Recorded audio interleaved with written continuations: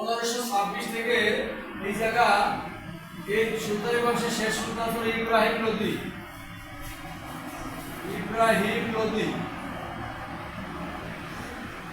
ইব্রাহিম লোদির সঙ্গে যুদ্ধ হয় কার? জহিরউদ্দিন মোহাম্মদ বাবর। জহিরউদ্দিন মোহাম্মদ বাবর।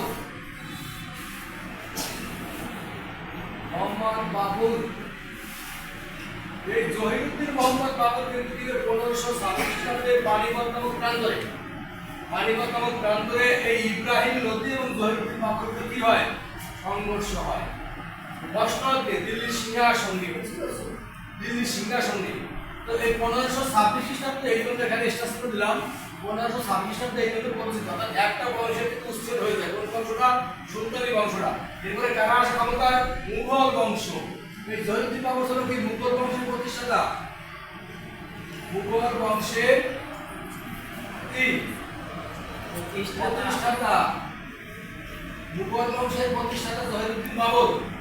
এই জহিরউদ্দিন বাবর দিল্লির মসনদ দখল করে কাকে হারিয়ে? ইব্রাহিম লোদিকে হারিয়ে। খেয়াল করো ইব্রাহিম লোদিকে হারিয়ে। আচ্ছা, এই মুঘল বংশের আমাদের নামগুলো মনে আছে? আমি বলেছিলাম বাবা, এটা কবিতার আকারে বাবার হইল আবার জয় সাজিবে ঔষধি, তাই না? দেখো তো, বাবার হইল আবার জয় সারিবে ঔষধি।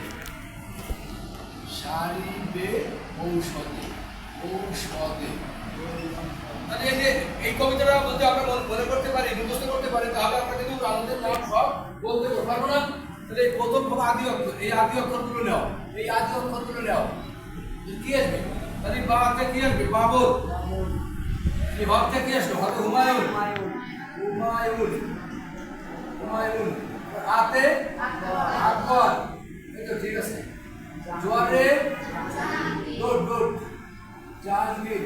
সাথে শাহজাহান। আর ওতে ঔরঙ্গজেব। অর্থাৎ কি জানো?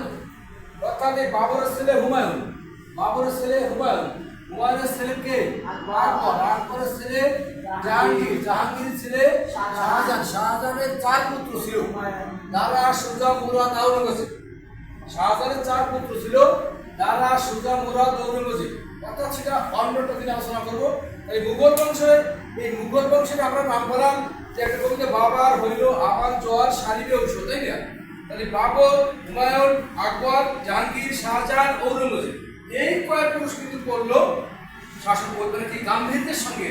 এই পূর্বপুরুষদের কিন্তু পরবর্তীতে আরো শাসকরা ছিল মুঘল বংশের, তারা কিন্তু এই 5-6 পুরুষের মতো কিন্তু এইভাবে শাসন কার্য পরিচালনা করতে পারে না। এখন একটা কথা আছে, এই মুঘল বংশের শেষের দিকে কিন্তু বাংলা ভারতে মুঘলরা যখন এই কয়েক পুরুষ যখন শাসন কার্য থেকে অব্যাহত দিল, এরা মারা গেল কারণ তখন কিন্তু পরবর্তী পুরুষরা যারা এলো এরা কিন্তু এদের মতো শাসন করতে পারতো না। তখন কেন ভারতবর্ষ সহ বাংলাদেশে কি হলো? বিভিন্ন জমিদারগণ, নায়কগণ যারা ছিল এরা কিন্তু বিদ্রোহ করলে কি করলো? তখন কিন্তু এই রাজনৈতিক দুর্বলতার সূত্রে কি হলো? তখন কিন্তু ভারতবর্ষে কি ব্রিটিশ সাম্রাজ্যের কি হলো? উদ্ভব হলো। ব্রিটিশ সাম্রাজ্য এলো। কাটে দাও।